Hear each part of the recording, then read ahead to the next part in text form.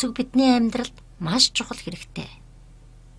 Аливаа зүйлийг бүтээхдээ ямар өнцгтэй хийх үү гэдгээ тооцоолоод түүнийгээ хэмжиж хийдэг. Ялангуяа тэгш өнцөг маш их байдаг. Энэ нь юмыг гоо сайхан харагдуулахад бас чухал.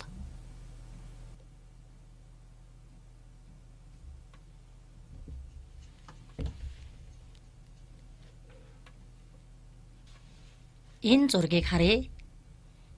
Цонхоо маш том нээсэн байна. Маш сайхан цэнгэг агаар орж ирж байгаа.